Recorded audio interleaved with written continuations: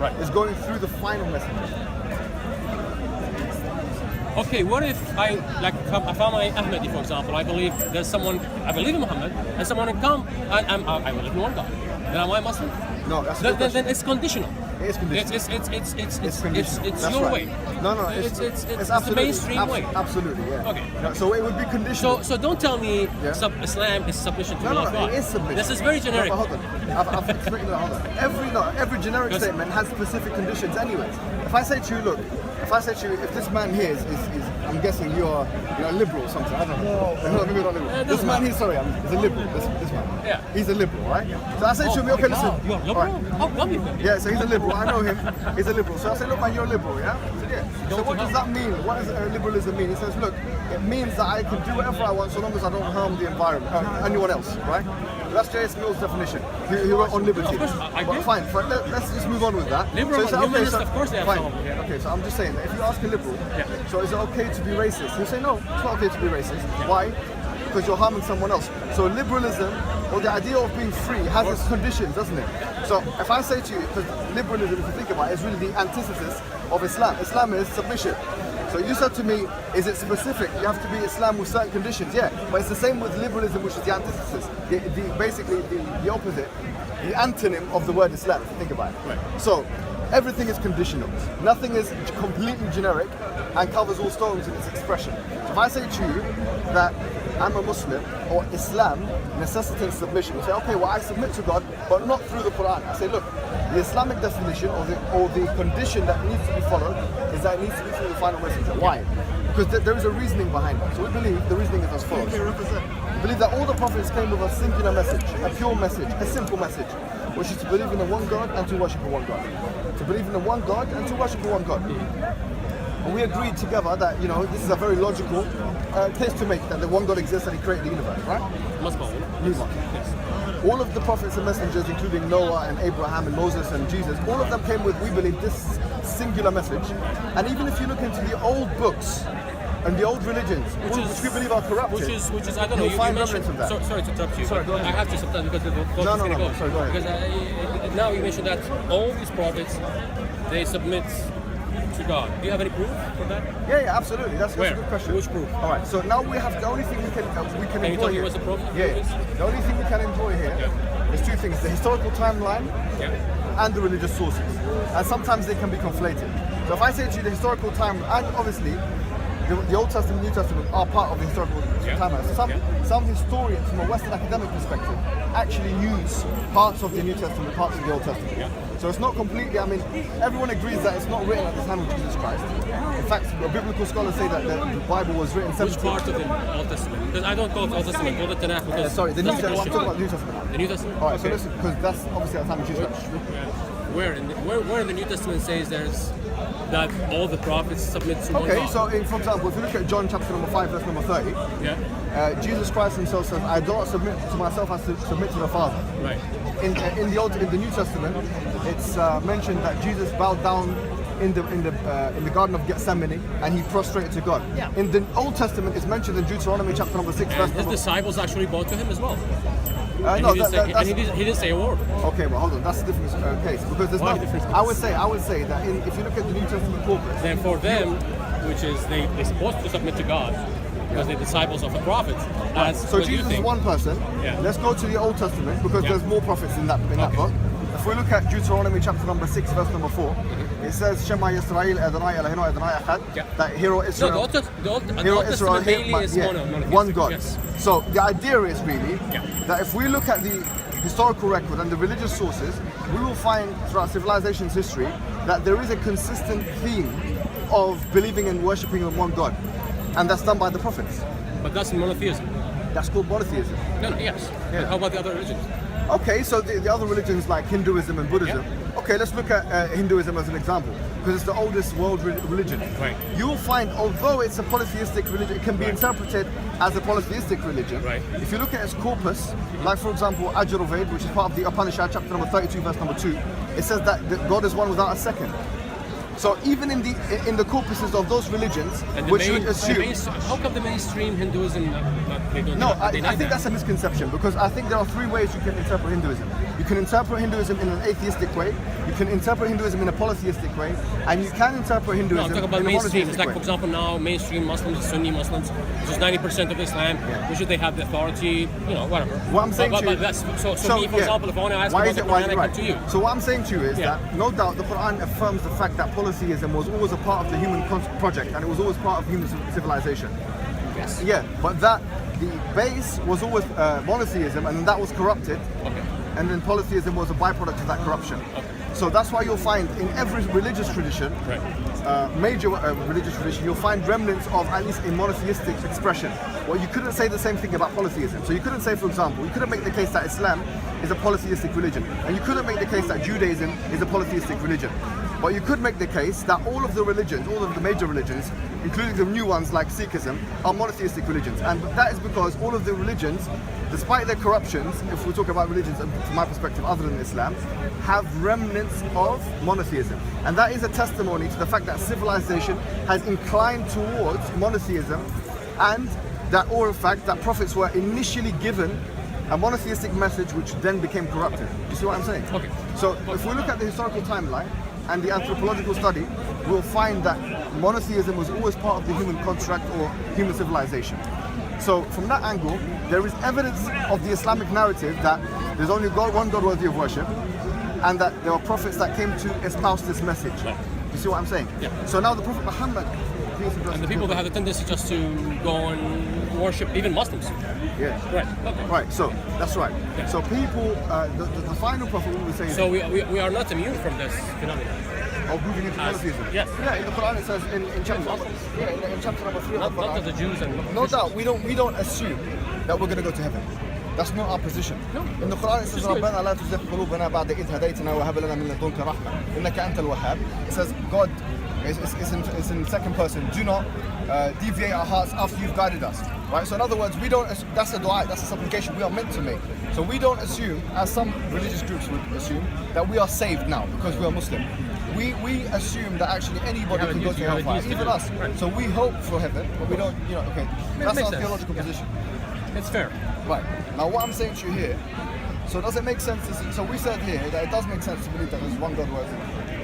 There's one God that created the universe. And then we talked about the prophets, and we talked about how there is both anthropological and there is sociological and psychological and historical evidence to suggest that prophets came aforetime to preach this message of monotheism, and basically that they told their followers of this monotheism, and that there's also evidence that this pure message was then corrupted. Okay. All right. Now we move on to what we believe is the final messenger, which is Prophet Muhammad.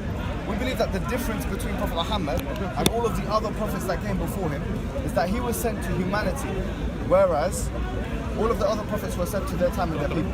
And once again, there's evidence of this, not only in the Quran, but also in the previous dispensations. If we look at the Bible, the book of Mark, for example, and other books, you'll find that Jesus tells people, do not go in the way of the Gentiles, for I was only sent to the lost sheep of Israel.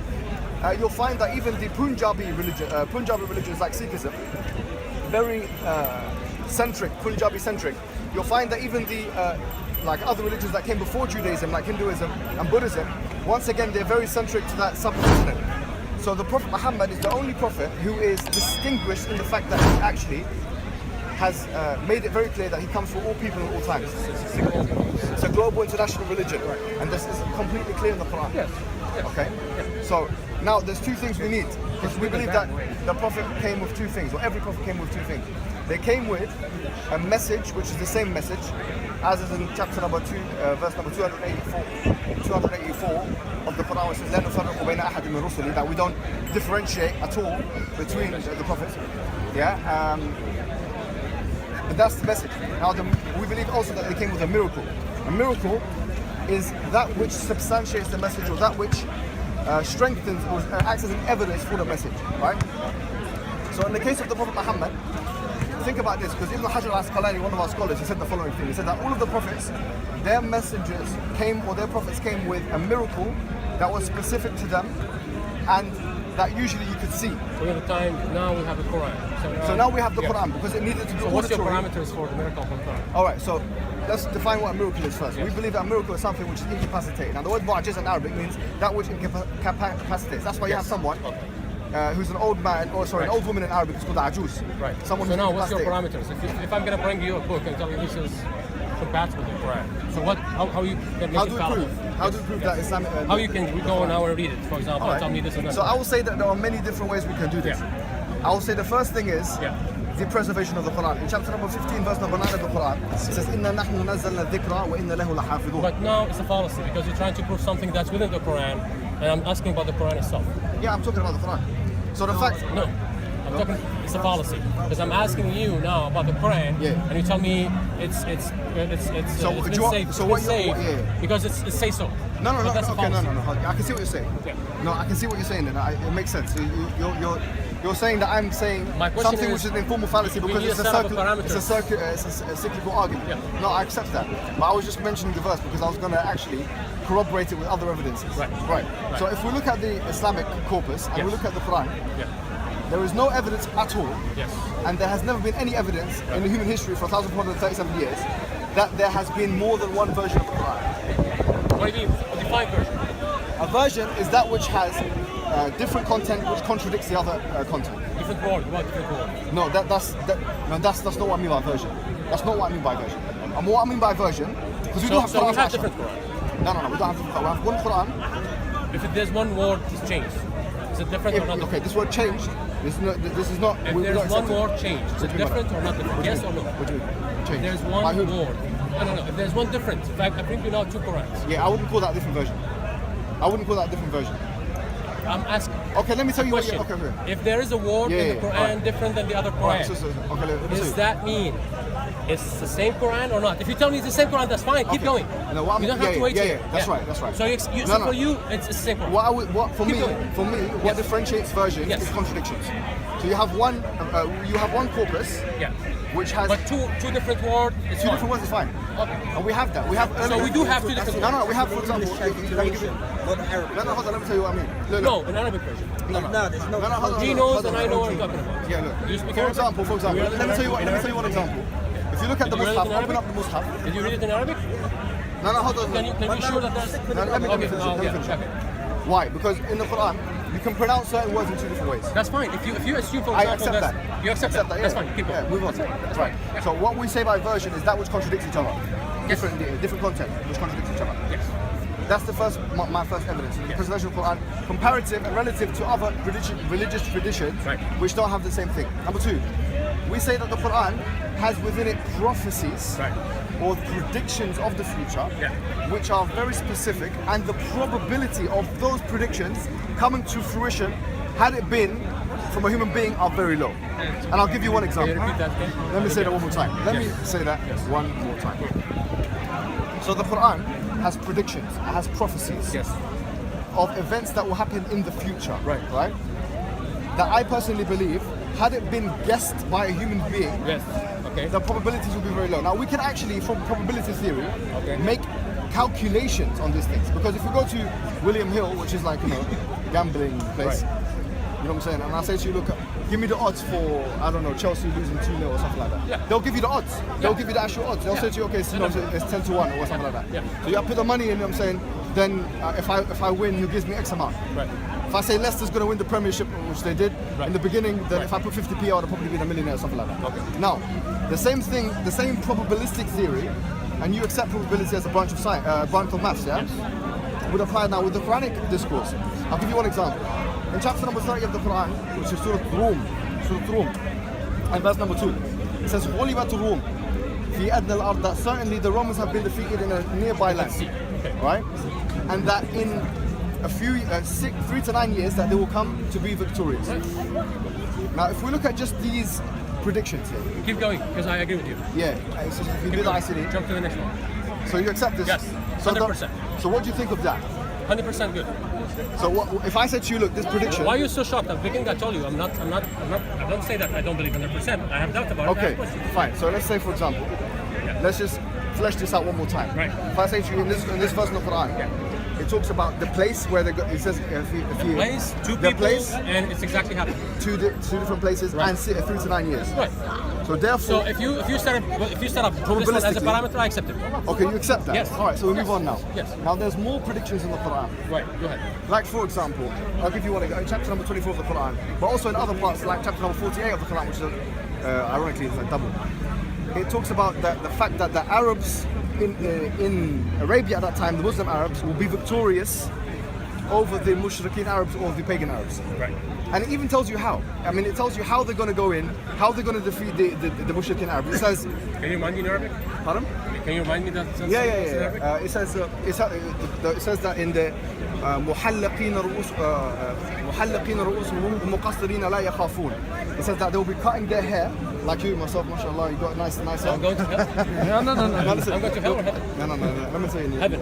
Hopefully, I told you I can't guarantee you. I'm sorry. We never guarantee. Write it down. Put something. Listen to me. It says that محلقين رؤوسهم, like they're shaving it, ومقصرين, and they're trimming it as well. لا يخافون. They're not going to have any fear. And then it says وجعل من دون ذلك فتحا قريبا. Fathan means it's a conquest. Mubina means very bright. Now imagine now, I just want you to think about this. It's telling us how these Muslim Arabs will go into this country, this city, and how they'll open it, how they'll be conquered. It's okay. It's okay. Yeah? It doesn't really click, but it's okay. Not that like the first one. Let's think about it. It's not like the first one. You agree. The first one is more conclusive. I do agree with that. Right? I accept that. Because we've got more years, it's going to think. But do you accept that this is also, probabilistically a low possibility?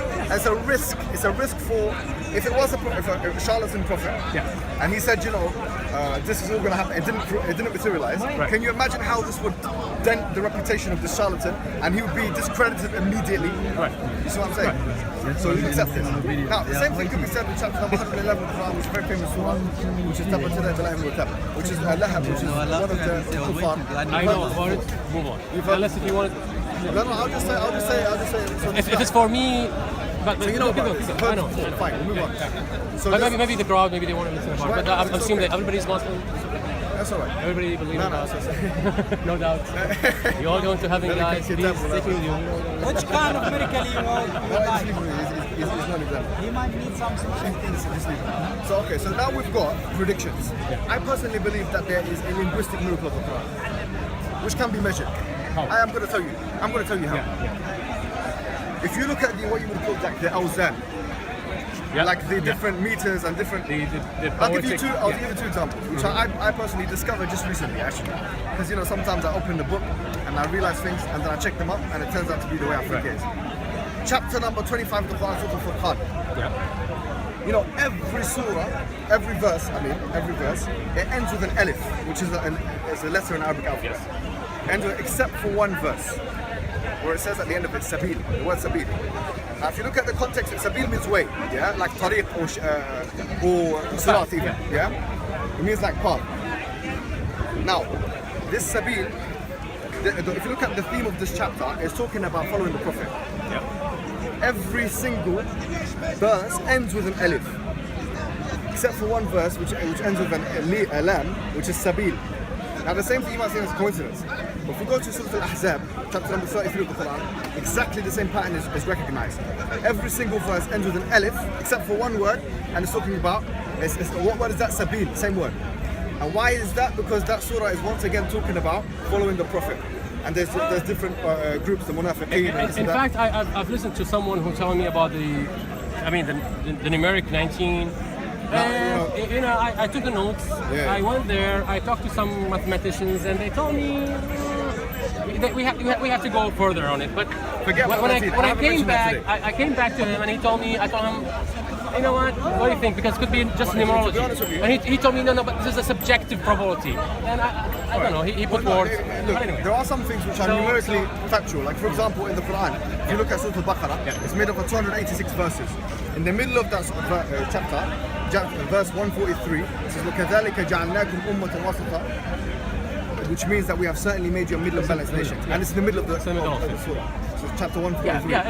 It's so I would once say again, it's very low probability that was coincidence. No. If you look at the Surah Al-Baqarah, it was revealed over the past 3 years. It wasn't revealed all in one go. Right. And it wasn't revealed in that order. And in fact, it was a response to revelation. So people came to the Prophet Muhammad and asked him questions like, يَسْأَلُونَكَ عَنِ الْخَمْرِ وَالْمَيْسِرِ قُلْ فِيهِمَا إِثْمٌ كَبِيرٌ وَمَنَافِعُ لِلنَّاسِ. They ask you about drinking and gambling.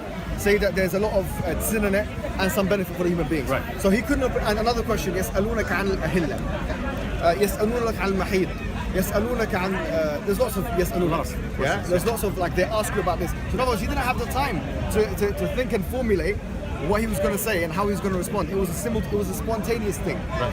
So for that to be the case and for it to be in that coherent way, would be probabilistically, again, using this mathematical formula, would be very low. Would you accept that? I don't know. I have to go on. No, so I'm telling you that. I have to go on. Do you know another There's, thing? actually, there's a lot of this numerical that I have to go on. Do you know, But subhanAllah, I'll tell you another thing. I discovered this myself. I'm sure someone discovered this before. I discovered this myself. I was reciting the surah, doing like a little bit of revision. Because if you don't do revision, it comes out of your memory. So I was doing chapter 58 of the Quran. It's called Surah Mujadila. And I was reciting, I realized something. You know, in the Quran, in Surah Mujadila, or it's also called Mujadila, chapter 58, in verse number 18, it says, استحوذ عليهم الشيطان فأنساهم ذكر الله. That the shaitan overwhelmed them, so he made them forget about the remembrance of Allah.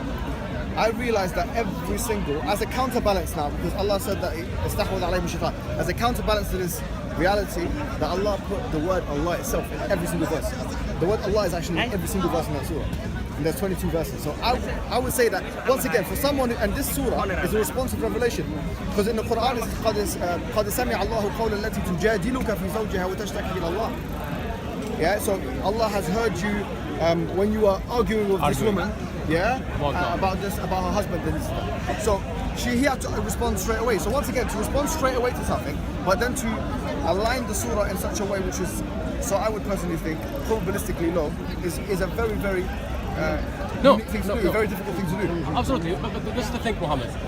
So you remember when what was the beginning when you told me about, do you think 100%? You know, but I'm skeptical, right? So you assume actually all these Muslims that are around you, they have no doubts. I'm not saying that. Look, let's talk about yourself. Yeah. You have no doubt, right? Alhamdulillah. But you have no doubt. Why? Because you have knowledge. Because if you told me now, when you tell me, for example, I have no doubt, means that you have a certainty. Certainty means knowledge. Like even now when I'm telling you I'm skeptical, it's a knowledge. I'm skeptical. I'm aware of. I know I'm skeptical. Okay, so how about knowledge? How about this? Yeah? But now if I tell you, for example, now it's you asking me actually to choose, but with absolute knowledge. There's no choice. Okay, I'll tell you something. That's why God didn't come here, and that's why I oppose the Christianity, because if God coming in, there's no point. That's right. No, there's no choice. Let me tell you something. And you're certain, you have no doubt. Yeah. Which is, I really doubt about this. Because if you don't have I doubt, have no doubt, honestly. nice. You know what? It's amazing. Let me tell you something. Because I don't think that's because you don't have myself. to choose anyways. No, I have. Why I need have the free no will? doubt. Why need the free will? Do you think if God gonna come here, any one of us would say no? I mean, and we know it's God. We know for sure. It's not an illusion. Do you think who think someone here would say no? There's no God. It's a certainty. Do you think? Yeah. But yet he chose not to come. I agree with you. Yeah, except that. Right? And he left that doubt so you can choose. Exactly. Because with the obsolete knowledge you cannot choose. I'll tell you this. And you claim the point that he claimed obsolete knowledge. The point here, because he said that. What's the point? What's the point being sure 100%? I agree with you. I mean, what's the point of religion then if you know it by certain? Then If going through the research and thinking and have doubts and there wouldn't be faith. Let me say It something. wouldn't be faith. I'm agreeing it with wouldn't you. be fun. That's fine. And that's fine. Brother, if you tell me, for example, I believe in God, that's okay. I don't deny people who say, you know what? It doesn't matter what you can tell me. I believe in God. It's a belief, and it's the most rational thing to me. It's fine. Can I say something? I believe my father is my father. I don't have to prove it. Alright, can I say something? And it's a silly question if you tell me why I have to. Listen, can I ask you something? Yeah. So when I asked you, so do you believe in God? You said I'm skeptical and I'm not sure. So we went through the whole process and we talked about God and we talked about Prophet Muhammad. And again, you said with Prophet Muhammad is even less belief. Now we talked about it. Would you say that you feel more confident and that you can actually say, look, let me tell you something. I'm not saying that your doubt will be dissolved, right? Having doubt. I'm saying your argument is valid. No? Yeah. I think most of you saying Right. is What I'm saying to we passed through a lot of What I'm saying to you, just for I'm happy for with the that. sake of discussion. Thank you. Yes. Now, what I was going to say to you was that if you think about it, doubt is no problem. Yeah. Because in really what the I scholars, think it's Islamic a scholars, part of the belief, or it's a part of the process, right? if you're gifted with what we call yaqeen, that's a gift from Allah subhanahu wa ta'ala. You can continue. And if I'm not gifted, Continue searching for it. Yeah? Continue searching for it. But listen to me. If you put yourself in the ship, of Islam and say Ashhadu an la ilaha illallah wa ashhadu anna Muhammadan Rasulullah. Yeah, I've got doubts that this ship is actually a ship, whatever. But I'm gonna, ibni ala al-yaqeen, I'm going to build upon my certainty, or ibni ala al-dhan even. I'm then in that situation, ibni ala al-dhan meaning I'm gonna build upon my presuppositions and even my doubts. I know. But that's not honest. If I say to you that, then you be in one camp. Yes. You have doubts about that camp, but you can work on those doubts. Does that sound like an okay position to be in? It's a better position to be in than outside of the boat in the first place. Oh, sometimes I pray, sometimes I fast. There's nothing wrong with that. I'm not saying that's wrong. So I think it's a good practice. Yeah. So I'll tell you what. But there's other thing that I didn't do it. Okay. Would you today? That's fine. I'm going to say to you now. Today, would you like to, because you were obviously, you grew up in a Muslim family, etc. And I spoke to last week some human beings that were non-Muslims as well and stuff like that, and then they were Muslim. Well, how about you today, here and now? Would you like with me, here and now, I'll say it once, you say it once, to just renew the Shahada, so that we can have that, yaqeen in our heart, and then after that, we can ask Allah subhanahu wa ta'ala to help us. And the Fatiha, I believe, is the best way. The first chapter of the Quran, chapter 1, which is Ihdina as-sirata al-mustaqim. And then we can build upon that on a daily basis and think about critically those arguments that are for the authentication of Islam. Does that sound like an okay thing to do? No, I can do it for you. I have no problem. Because I told also the Christian, if you want to go and baptize me, it's fine. Okay, man, no, listen. No. But if you do this, you can't do that. You need honesty. I can say it now. Okay, fine. But you want to say it, or you want to say it with belief? No, listen. With certainty. I want you to do it. Certainty is yaqeen is about what you call martaba aliyah. You don't need to have yaqeen. I just want you to have at least a belief. Just say, like, for example, do you believe that you're here right now? No. You believe. Okay, but hold on. I can do it. It's fine. I have no problem. Okay, fine. You want me to do it? Yeah, that makes you happy? Yeah, I'll make me happy, yeah. Makes you happy? Of course. Let's do it. I mean, Okay, at least make one person do it happy. for yourself. You do it. Yeah. But don't baptize yourself, right? No, I'll be honest with you. If they ask me and they tell me, okay, you learned something about it, then I'll do it. No. But you're not going to stop believing that Jesus is God. I'll tell you something. You're going to stop believing Jesus is God. I'll tell you something. Maybe you're going to be surprised. You're going to like me about it. I went to Satanic group as well. Yeah, believe me. Yeah, believe me. I went to Satanic group and I discussed with them and I talked to them about Satan. And they told me about it. But I had discussion with them. They banned me. That's fine. But so it's part of the okay. Illuminati? And I'm taking some courses with some rabbis.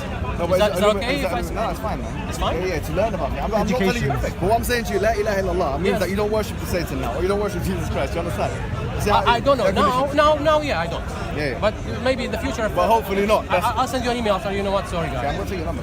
What's that? I'm going to take your number for sure. Oh, okay, sure. But not on cameras, because you're on cameras. So when we finish, No when you do the shahada, I'm going to take your number. But you know what, Mohammed? Can I ask you're a you great guy, and for you, I'm going to do it. Okay. Let's do it. Okay, so You have to do it as belief, not No, it's not from me. You want me to lie? No, he wants to do it with belief. We're going to do it. Look, we're going to do this with belief, right? I'm not. Are you serious? Yeah. With belief? Yeah. No, I can't. Why? Because look at your arguments. We went to if. Each if with this iffy, we have to discuss it and ponder it and be sure about it. Right. If we are not sure about it, then back again to what I was saying, most probably yes. I see a lot of good things. Okay, you know, this most probably yes for now. Yeah. I'm gonna say to you that we can transform this most probably yes. Okay, let's work with that for now. No. Let's work with that. How we can do it? Look, having doubt is not a problem. I have no problem with Okay, saying I say You speak Arabic in the first place. You believe in that? Yeah. Hold on. I believe in that? No, most probably. I have that. Okay, that so far, they were saying the same. Okay, you know what? What by saying? I lie. You happy? So what? What is it? Then what do you want? Look, brother. Okay, he wants to believe. It's not a choice. Believing is not a choice. Believe is a knowledge, and I don't have this knowledge. Okay. What about learning then? Give me a number. Learning, yes. Yeah. I'm gonna go. I took notes. I took a lot of notes. Have you done any Islamic studies? You have done. You said you have. He's going to heaven for you sure. You know that satanic group, yeah? What's that? Is it true about this Illuminati stuff? No, but I would. It's not here in Canada. I'm from Canada, so yes, I was in a satanic group, and what did you do? What they do? I told them, okay, tell me what you believe, and what they do? They have their own belief. Actually, basically, they are atheists. They don't believe in God, and they believe in self-power. They believe they have some own doctrine, which is Where weird are to they? me. Have they got a place where they go? But church. They have church of Lucifer, yeah. Yeah, you know what? If you talk to those guys and they are honest, I know. You don't know that? Really? Oh, great. Church of Lucifer. Yeah, you can go and talk to them. What's wrong with going to talking to them? Yeah, we talk. We welcome No, I just find it discussion funny. with them here if they come. that's But right. anyways, Yeah. the thing is, you are making a very good point. Yes. That a faith comes through knowledge. I don't know, And it's my this is- opinion, it's my opinion. And this is Islamic faith. Was that? Sorry? This is the Islamic faith. Which is That it is faith based on knowledge. That's right. yes. It can vary from one another. Yes.